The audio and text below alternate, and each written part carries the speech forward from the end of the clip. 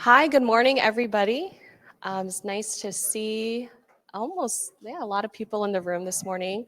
Welcome to our Grants 101 session. Please come on in, have a seat. My name is Angela Mendiola, and I am the section manager at US EPA for the Grants branch. And I'm excited to be here today with you all, along with my team members here. And part of the focus of our new section that we just created within the Grants branch, as you will soon learn about, is to focus on grants compliance, audit, policy, and training. So what does that mean? That means to help all of our recipients stay out of noncompliance, avoid audit findings, and keep the money that we award to you in your hands and not have to take it back for any noncompliance or audit reasons so that you can continue to do the important environmental work you do.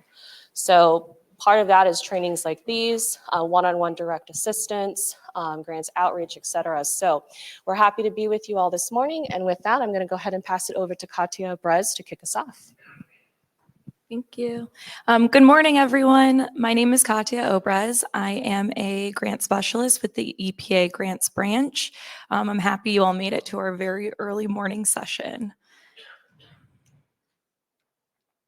So today, our Grants 101 session is going to cover the triad of grants management. We're then going to go into who the grants branch team is. After, we're going to do a quick overview of the 2 CFR changes.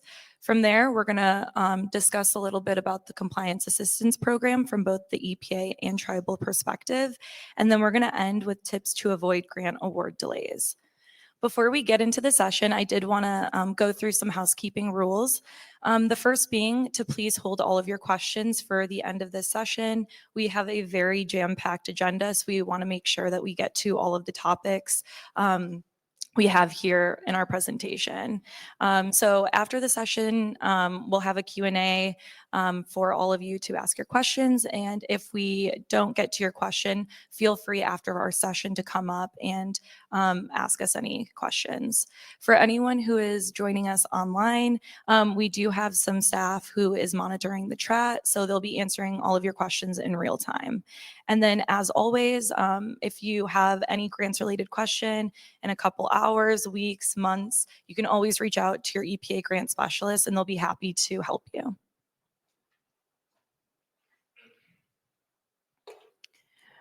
So to start off, I'm going to cover a little bit of the triad of grants management. EPA provides grantees with the triad of support when it comes to managing your grant. That support comes from your EPA grant specialist from the administrative side, your project officer on the programmatic side, and Research Triangle Park Finance Center on the financial side. So what exactly does your EPA grant specialist do? Your grant specialist provides administrative support for managing your grants from the pre-award to the post-award phase.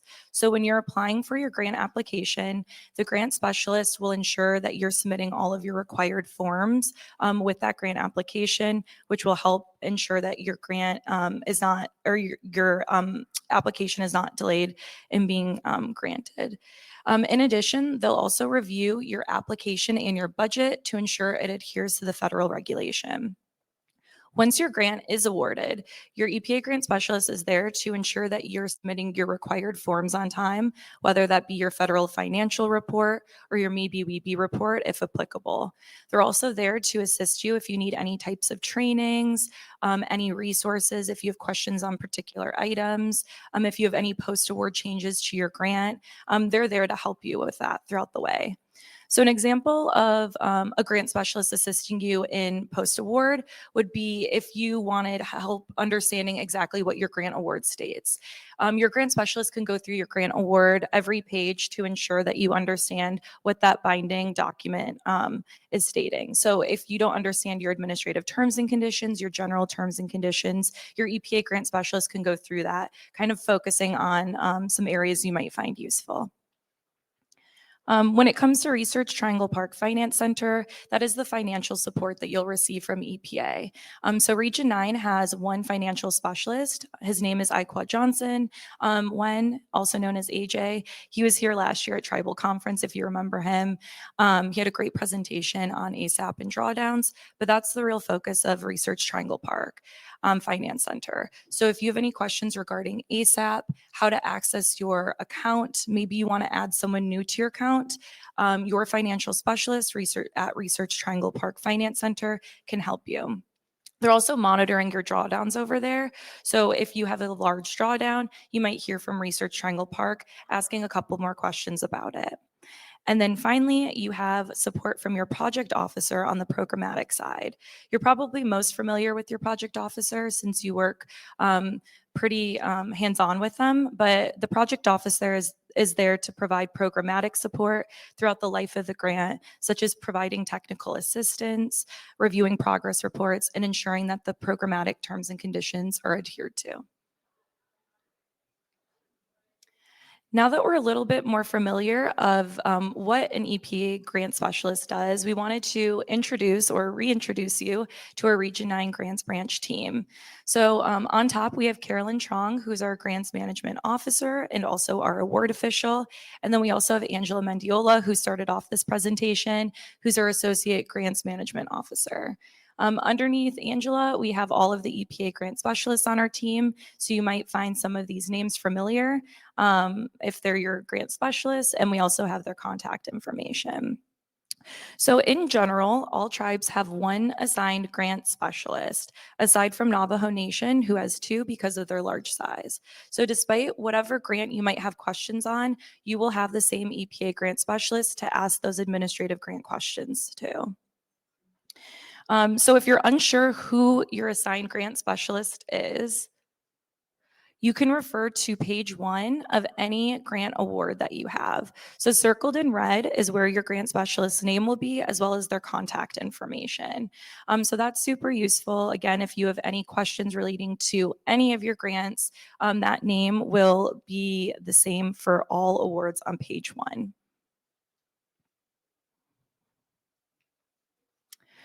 So from there, we're now going to segue a little bit into a quick overview of the 2 CFR Part 200 changes.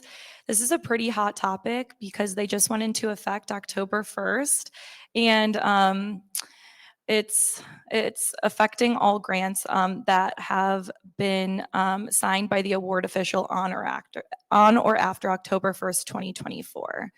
So the Office of Management and Budget released substantial updates to the Uniform Administrative Requirements of 2 CFR Part 200.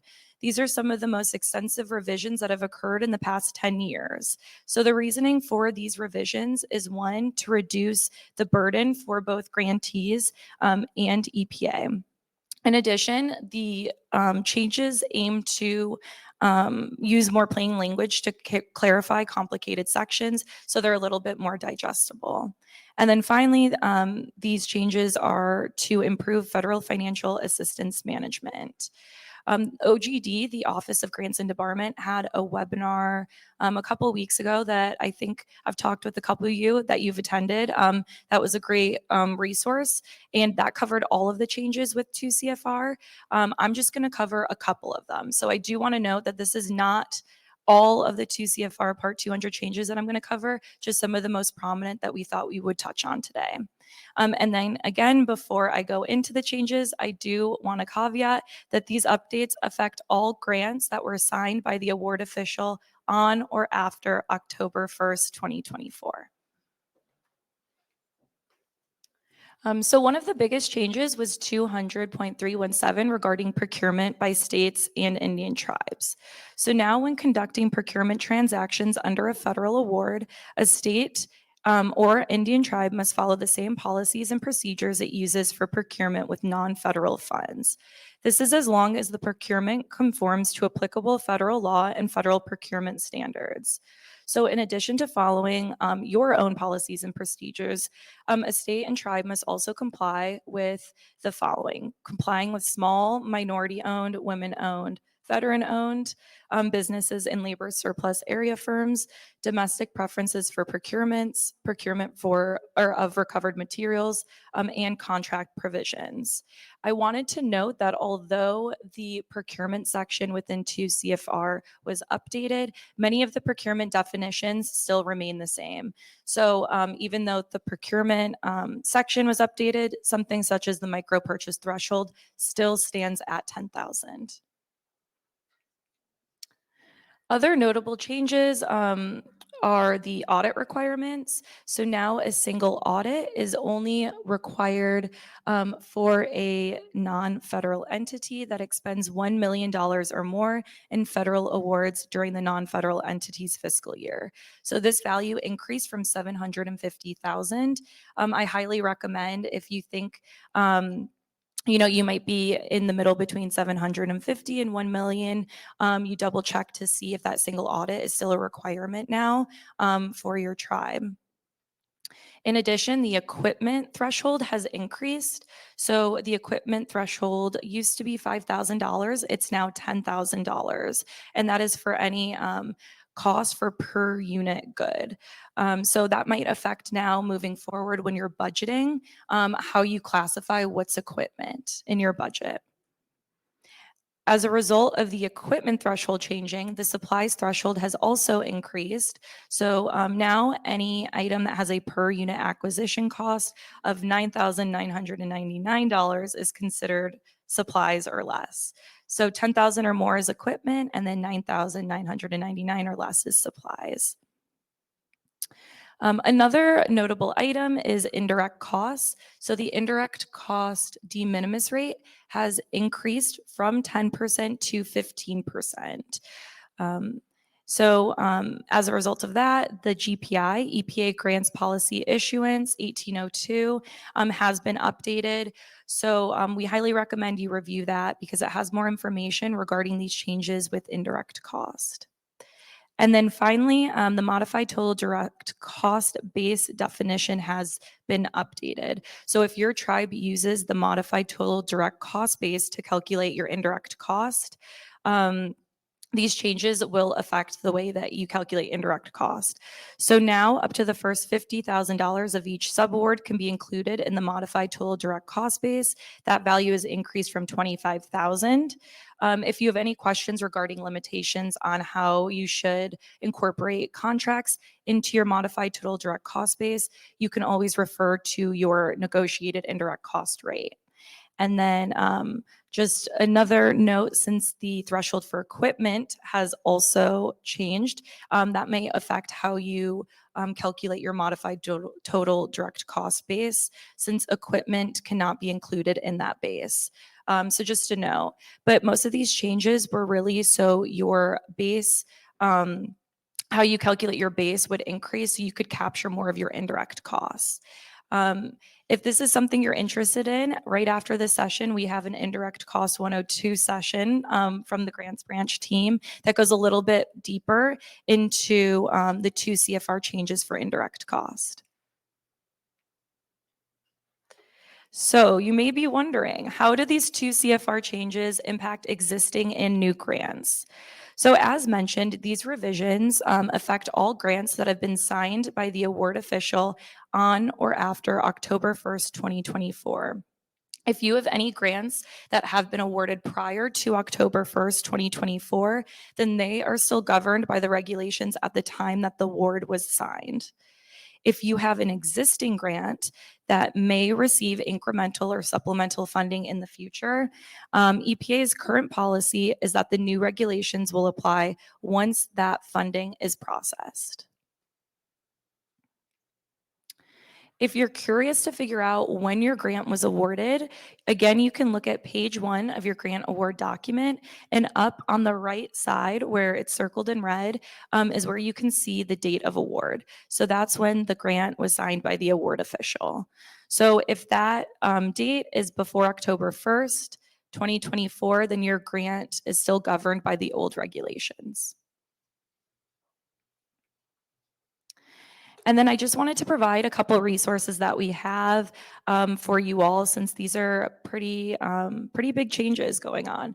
So the first resource is on the EPA's website. They have a whole site dedicated to these 2 CFR changes and what that may mean for your grant. So that is linked to the PowerPoint that you can reference after this presentation. If you haven't already watched the webinar, the Office of Grants and Debarment has a great webinar. I looked on their website yesterday. It's still not posted. Only the slides are posted, but hopefully in the coming weeks it'll be posted so you can watch that.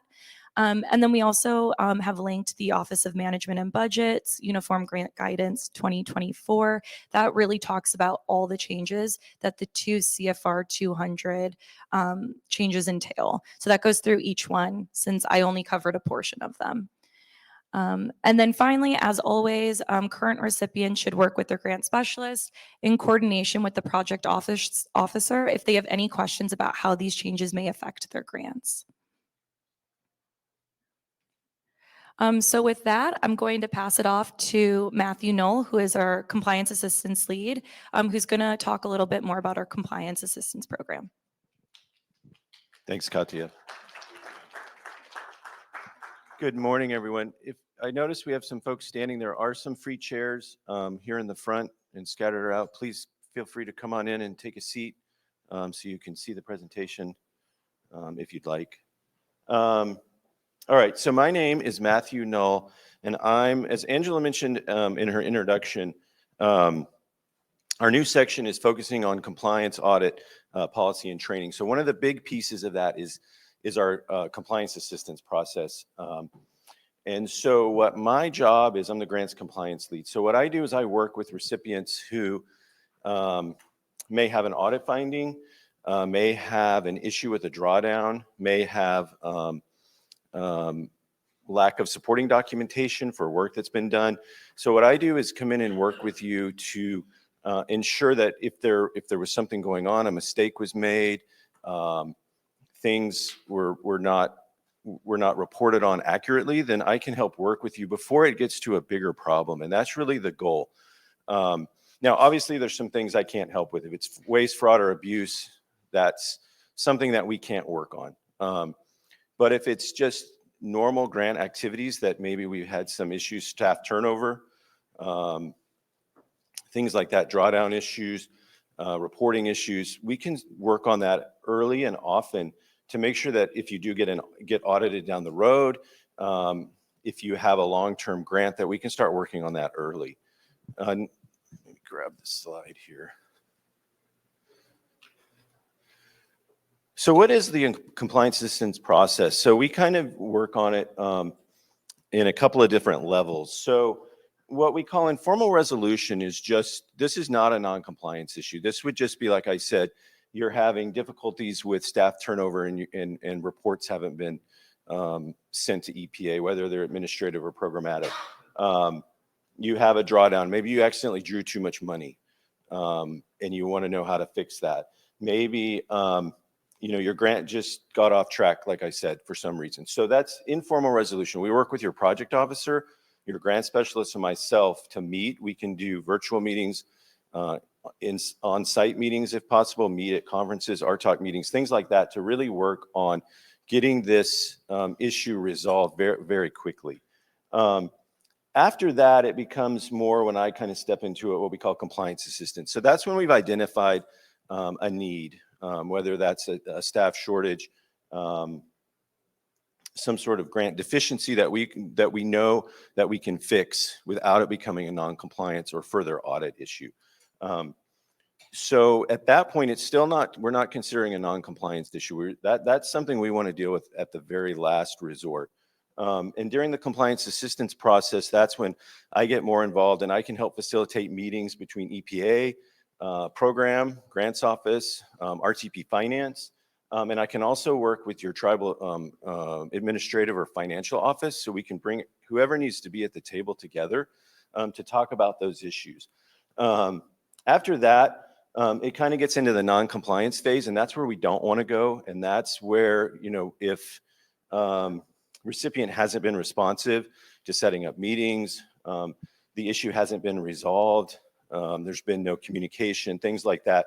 Then we get down the road to the non-compliance, and that's when things like repayment or other things might come into play. But like I said, our goal is to stay down here in the green and yellow.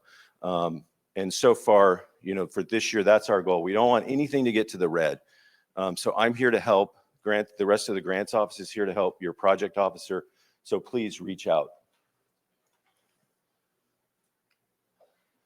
So what are common grant compliance areas? So like I said, maybe the lack of supporting documentation for your drawdowns or work completed. Maybe delinquent programmatic and administrative reporting. So your programmatic reports to your project officer, financial reports, anything like that that's due throughout the life of your grant. If those things get delinquent, that's when it becomes more of a compliance assistance issue. Lack of internal controls or policies and procedures. This is for all recipients. This is an issue we deal with. How does payroll happen? How does your finance office work with your environmental office? Do you have policies and procedures in place for those kind of things? We can help with that. If you do notice there's an issue, we can work with you on that and strengthen policies and procedures to make sure you don't have any kind of compliance issues. Audit findings, cost share problems. So if you have a grant and maybe you had a required cost share, maybe you had trouble meeting it due to unforeseen circumstances, that could come up and be a compliance issue. And also drawdown issues. Like I said, if more money is drawn than that work had been completed, maybe you accidentally drew too much money down, how do you fix those kind of things? So that's some of our common compliance assistance areas. So what can I do, or what can the Grants Branch office do to help? So we can provide outreach. So we can do it virtually or in person.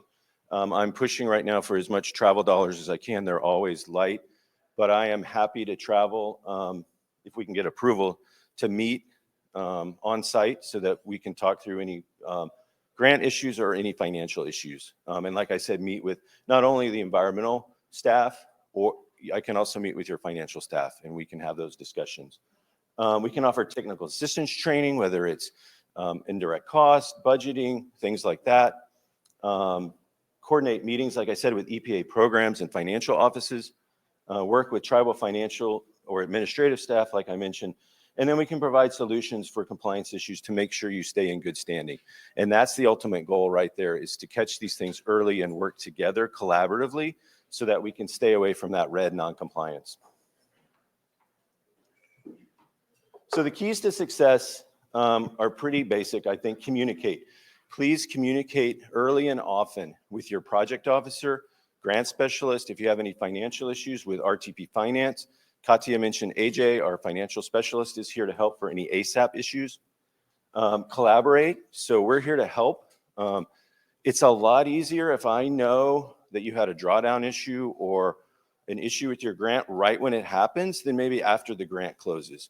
Because when we have the knowledge up front, we can, like I said, we can have training, we can work through issues, get the grant back on track. Once it closes, that's a lot harder. So please reach out.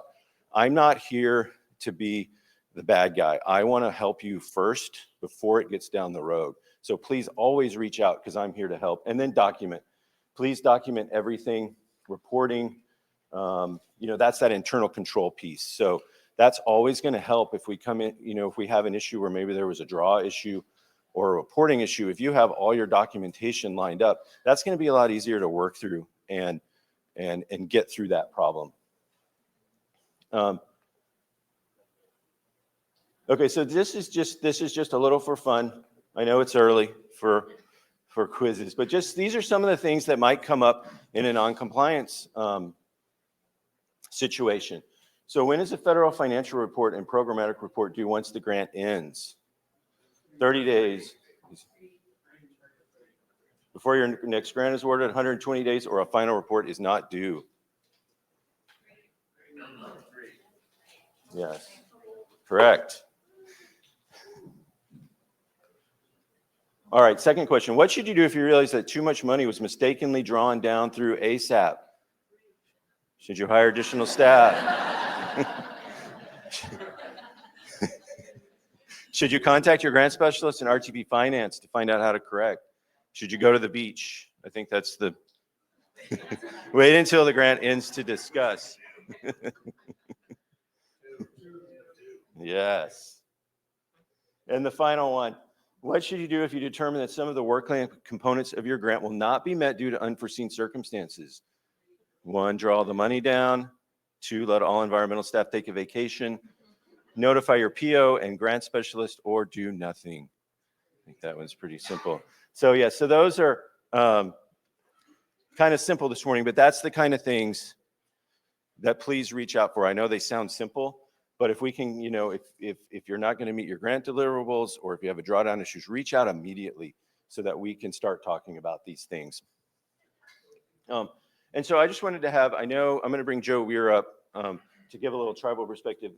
He doesn't have a compliance issue that he's worked with, but he's worked with EPA on a number of grants. And I just wanted to have a tribal perspective on not only working with myself, who's the grants compliance lead, but with the grants office in general. So.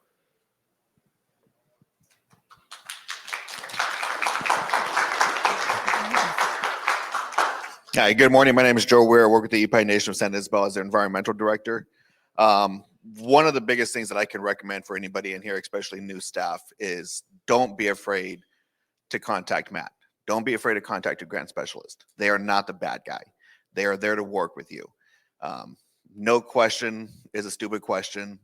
I've called him up, 4 o'clock in the afternoon, 5 o'clock in the afternoon, freaking out because we drew down too much money. He was like, hey, relax. This happens all the time. Let's work on the next steps to figure out how to get this money back. Number 2, on a tribal perspective, know who your grants manager is, know who your grant specialist is, know who your project officer is. Once you know those 3 people, whatever you want to do is possible. If you have too much, or if you have rollover funds and you need to figure out a way how to spend those funds so this way you don't turn it back to EPA, those are going to be the people that tell you what you can and cannot do and how to accomplish that, how to make those budget modifications to accomplish what you want. In our environmental department, my position sat vacant 2 years before I got into that position. When I came in, we had no clue who our people were. We're coming in blind, and really, as a new staff member, didn't know what I was doing. Pull up your notices of awards. That's going to tell you who your project officer is, how much funding you have, and how to contact everyone. That will have your contact information. Yeah, I mean, is there anything else you want me to touch about? Just don't be afraid to call. That's the biggest thing. Don't be afraid to call. Your project manager doesn't contact you, you can't get a hold of them, they totally ignore you. What's your next step if you're not getting any satisfaction from your manager? Yeah, so I've never had any issues with that. Usually when I call up a PO, a grants manager, or a grant specialist, they contact me back within 24 hours. I think you guys actually have a rule that you have to contact within 48, but these guys are on it. Phone calls, emails, really don't do text messages. I've tried, but you guys don't do it. Even if it's something as simple as being here at a conference or an art talk, if you pass them in the hallway and you initiate that contact, they will respond to you in an email. They will follow up. They will contact you. If they don't have the answers to your question, they'll reach out to everyone else in the EPA and find those answers for you. You want to follow up on that? Yeah, thanks, Joe. Yeah, so if you have any trouble communicating with anyone at EPA, whether you're grant specialist or project officer, and you don't get a response, reach out to me, or someone will get back to you. So please just reach out to your PO and GS, and if for some reason you don't feel heard, then reach out to me, and I'll make sure the right people are there. Joe, did you have one more thing? Yeah, one thing else I wanted to say is if you don't understand how something works, this guy right here will give you a step-by-step instruction on how to do something. He'll hop on a Zoom, pull up like, hey, this is how you do your budget modification. I'll walk you through this so the next time you can do it on your own. In the last 2 years that I've been in this position, I've done 5 budget modifications. And that's just from having rollover funds that I didn't want to turn back in. So Thank you, Joe. All right.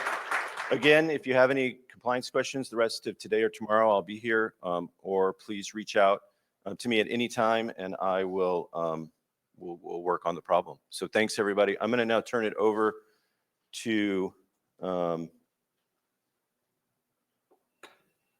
and Caitlin to talk about tips on avoiding award delays. Hi, I'm Caitlin. I am also a grant specialist, and I'll be working with Carla on this section for tips on avoiding award delays when it comes to turning in your application. So these 4 things are all included within your application. It depends. So there's the certification regarding lobbying form, the 6600 form -06.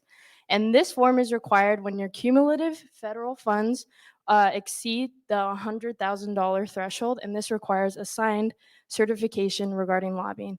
And there's this EPA project control number that's in the top right that can be left blank, and sometimes you think you need a number, but you don't. And next is your negotiated indirect cost rate agreement. Now, it's really helpful if you include this within your application for us to look at. And it can be your most recent rate, and this should be uploaded with your grant application if you're using an indirect cost rate agreement that exceeds the de minimis rate, or just you have a negotiated indirect cost rate agreement. And we'll discuss more about what this means during our Grants 102 session, the sequel. And then signatures. Signatures are super important. For example, the lobbying form requires a signature all the way down at the bottom that sometimes we find that we're missing. And then lastly, your SAM.gov registration. This should be renewed before the expiration date in order to avoid any award delays.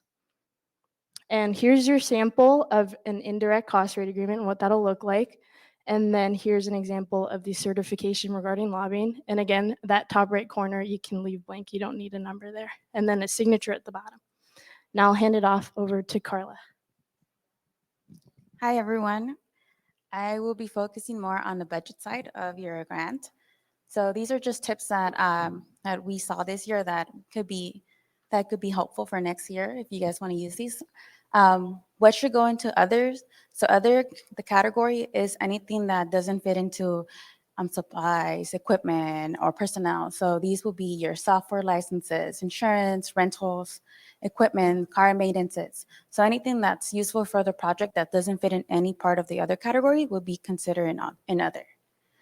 Another thing that we saw was travel expenses. So you want to know what qualifies that. So these are necessary trips for recipients' employees. So these are only for the employees for your employees. And these will be considered per diem, mileage, airfare, lodging, rental vehicles. So for an example, you guys are here at the EPA travel conference. So that will be considered an important trip for your project activity. For the SF4, SF424 and SF442A and budget details, those are really important documents for your budget. And we want to make sure that all those documents have the same numbers all throughout all documents. So anything that we saw that's different, we're going to send it back to you. We're going to ask you questions to fix it. So it's better for you to just have all those numbers all the same throughout those. And also, if you guys have any budget revisions, if you have any budget increases, that also gets updated. So please send those over. Make sure you review them. And lastly, I do want to speak to the updated key contact list. So those, whenever you have a new employee that's going to work for the grant, those need to be updated just in case we send emails to someone that's not part of the project anymore. So we want to make sure that we're contacting the right person that works in the project. So those are the only things that I wanted to focus on the budget side that we saw this year. But I'll pass it over to Caitlin, who will talk about post-award actions. Thank you, Carla. Okay, so here's some important post-award reminders. So like Matthew was talking about, you've got your federal financial report, and this one, there's one that's due yearly, and then there's one that's due once your grant is closed.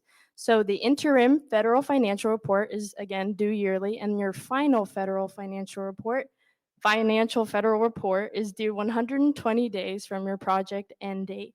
And all of these due dates can be found in page 1 of your administrative terms and conditions on the award document. And I know a visual would be very helpful, but if you just scroll all the way to the bottom and you see administrative terms and conditions, you'll be able to find these due dates. And then we've got your minority business enterprise and women business enterprise form, which we also call the MeBeWeBe form. This form is required if more than $250,000 is budgeted for procuring supplies, equipment, construction, and or services. And so you'll be able to find whether or not you're required to turn in this form on October 30th within those administrative terms and conditions, which will be all the way at the bottom of your award document. And yeah, let's see. All right, now for time for a fun little quiz. It's not that serious, so feel free to shout out whatever. Oh yeah, I would throw them, but I've got horrible aim. So, oh. Oh yeah. You want to throw? You can hand them out. I'll hand them out. Okay.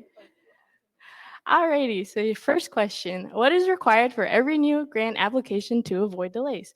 We've got A, your submission of your Form 6600, B, tax forms, C, your SAM.gov printed registration form, and D, no forms are required. Perfect. Who said that? It's A. Here, there's the correct answer. And then, oh, by the way, all of the slides will be available, and we have a QR code at the end so you can scan it. Next question is, what will cause a delay in your award if not renewal? So A is driver license, really important. B, marriage certificate. C, SAM.gov registration and certificate regarding lobbying form. And D, software license. Yes. So yes, the answer is C, SAM.gov registration. Did you press it? SAM.gov registration and certification regarding lobbying. Next question, which of the following is an example of a travel expense? A, subscription for software, B, hotel expenses, C, printing costs, and D, alcohol. I heard D. B, hotel expenses.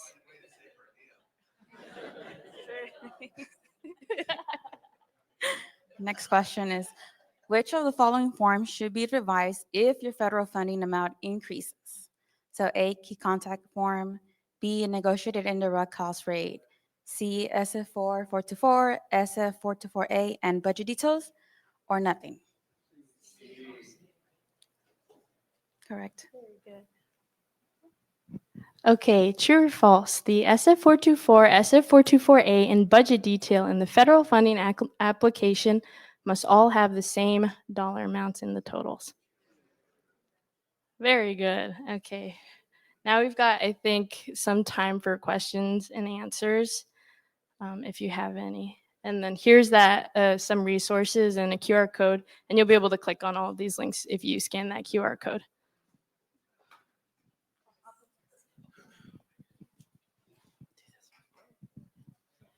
I had a question about the MeBeWeBe form.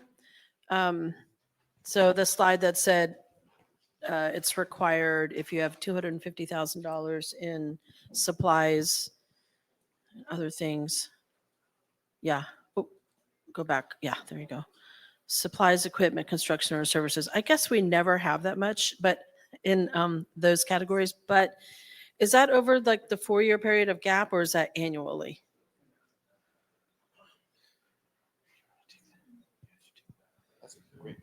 All right. Okay, so the requirement for the MeBeWeBe form will be any time your grants, GAP, 106, 319, your PPG, any EPA grant exceeds that threshold. So In so one let's year, say you're or- in the -3, you're in Amendment 3, okay, and your previous amendments, you didn't meet that threshold. That Amendment 3, if all of those cost categories add up to 250,000 or more, then you would be required to submit that form. Okay, so it's a cumulative. It's cumulative, yeah. Yeah, no, over, and not every grant, of course, has like those many amendments, but Correct. And Okay. it really is dependent on the grant and what you're doing, right? Because not all budget categories are the same for each grant program. So you just really have to look at which grant program and your budget for that grant. it always is it's those items. Yes. Supplies, construction, whatever It's else was on the simplified list. acquisition costs, but to put it in real people's terms, you're just going to look at your budget detail and look at those cost categories and then add them up. Okay, thank you. Great question.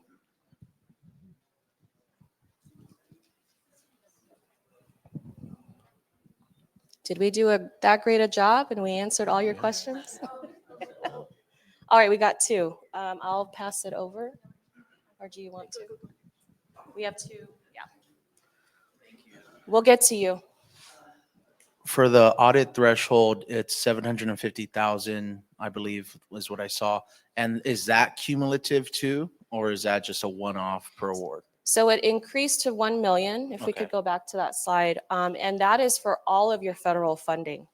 That's not just EPA. So a Okay. lot of tribes will receive money, BIA, HUD, Department of Transportation, whatever. So if you take all of your federal dollars and add them up, if you are 1 million minus $1, right, less, Yeah. then you don't have to, you're not required to do a single audit. And what's the period for that to add up for the 2 million? Is it a one year? It's every year. Okay. So Every year. an annual 1 million threshold for the audit? All federal dollars. All federal dollars, okay. And then the second part of the question is, if you were awarded a grant prior to those two CFR changes and you do a budget modification, are they then applicable to the budget modification? So great question. I think we actually had a slide for that. So if you are adding money, Mhm. so let's say we talked about amendments, right? So you have a grant already existing with EPA and you're adding money. So when we add that money to that grant, -3 for whatever, the new regs will apply. Okay. Okay. Thank you.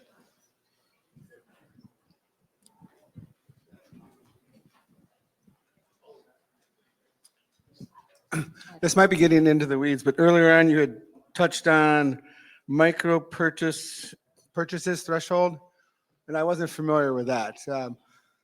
Is that when if you buy all your supplies, you can do, like if I use Staples all the time, I can compare Staples to Walmart, and all my micro purchases, once I do that one comparison, I can go ahead and keep purchasing through Staples after I make one price comparison? Or what does it really mean to have a micro purchasing threshold? Ask your question one more time. So you're asking for a one-time purchase? Well, if I'm going to go out and buy paper one time at Staples and another time I'm going to go buy pens, I don't need to do a price comparison for each time I go to Staples. I just do a price comparison once a year, once the grant cycle, and determine who's my cheapest provider. As long as it's under that $5,000 or $10,000 threshold, I can lump all those little purchases together and just do one price comparison. So, hello, I'm Mackenzie Whitby. I'm a grant specialist. So, micro purchase threshold is $10,000, and what that means is any one-time purchase or contract, supplies, things like that that are under $10,000. You can follow informal procurement methods. That means technically you don't need to make a price comparison. You use your best judgment on how to procure those items because it's less than 10,000. Okay, thank you.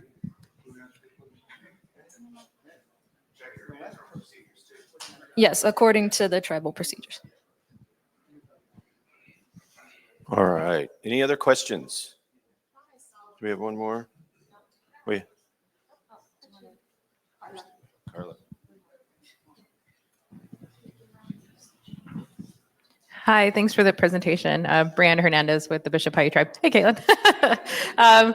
So my question is about the procurement. What does EPA need if we are procuring something that is over $10,000? So what are some, do you guys need to see the comparison between the three different, or is it something that we I'm just confused on that.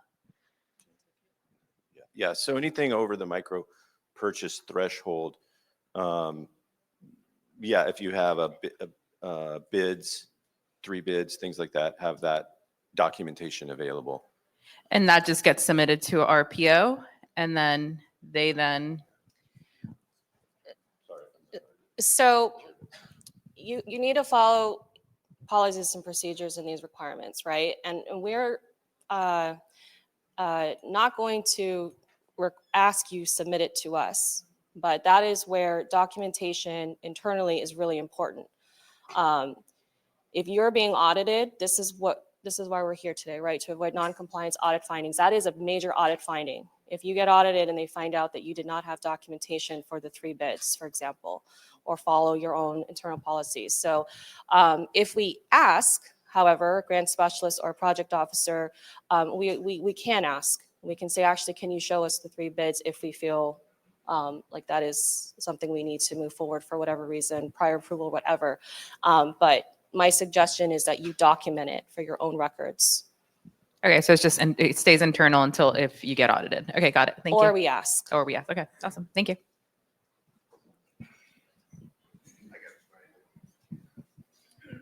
I was gonna say, as good practice, I normally submit those 3 quotes and the equipment justification, if it is equipment, to my PO, and they just put it in a shared drive in a separate box.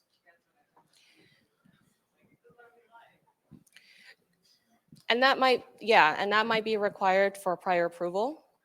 So you really, if you have a question like that and you are working through something, just reach out to us and we'll let you know what our office needs in the grant side and what your project officer can let you know what they need. But regardless, keep documentation for yourself. As Matthew said, lack of supporting documentation is like, we see it a lot. You know, just keeping your records there and making sure that they're all accessible. We have 2 questions. Okay.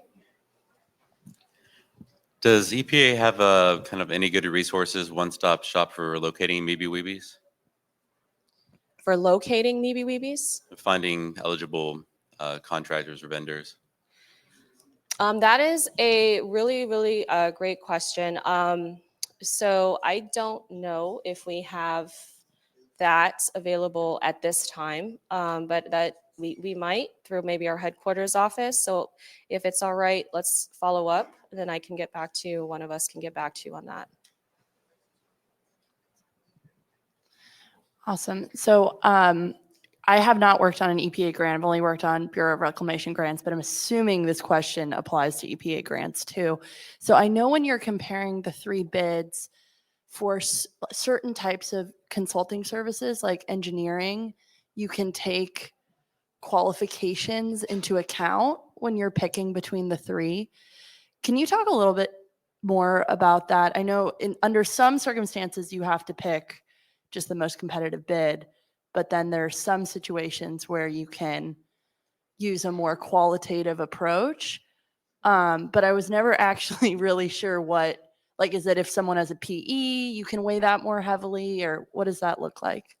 That again is a really great question, but I'm going to say this, no matter what that example or others, justification, written justification is very important.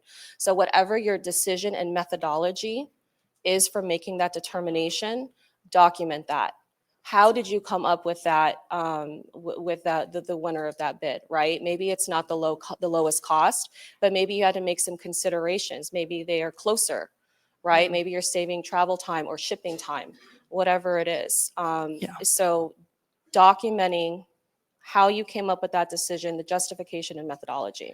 Awesome. That sounds great. And in our situation, we had, an engineer do all the planning, and then we wanted to keep them on board to do construction just for continuity's sake. They'd done all the plans. Do you think that's a legitimate justification, or is that something that maybe wouldn't be seen as a defensible argument? Remind me, is this an EPA grant? Because I think you said No, sorry, it was for a Bureau of Reclamation grant, but it was just when I was reading through all the procurement rules, this was something that was touched on. So I would just urge you to reach out to your Okay. contact over there, just to make sure, because I can only really speak to EPA, but I know we're talking about the regs. That is what I can suggest. Okay. But definitely reach out and just say, hey, we've justified it, written documentation, this is how we came up with it. Is this sufficient? Awesome. Thank you so much. All right, we have one more question, and I want to honor folks' time. We're happy to stick around, but we know that there's other great sessions today. So one more question, and then we'll wrap up. And of course, if you guys want to stay behind and talk to any one of us, will be available. My question is, if you have, if you've reached out to a number of different vendors and you have maybe one responsive vendor, and you can document the reaching out, in other words, print out the emails that you did reach out to other vendors, is that acceptable documentation that you have attempted to get 3 responsive bids? So yes, so if you only have one bid, that, that looking at a sole source, and that would be, there is justification in the regs for that. It's really case by case basis. So I would, if you have one of those, I would document everything, what happened, like you said, have your emails, your whole process, share that with your project officer and grant specialist and say, hey, can this be justified for EPA purposes? So I would just make sure you communicate that to EPA when you're doing that, to let them know that, hey, we put out a process, but we only have one response. Okay, yeah, if you have something really specialized, sometimes you only have one Yeah. company who Yeah, I would can do it just for make you. sure you document it and bring it up so that it can be justified and Okay. yeah. All right, well, I think we're right about 9:20. Thank you so much, everyone, for your time, and have a good day.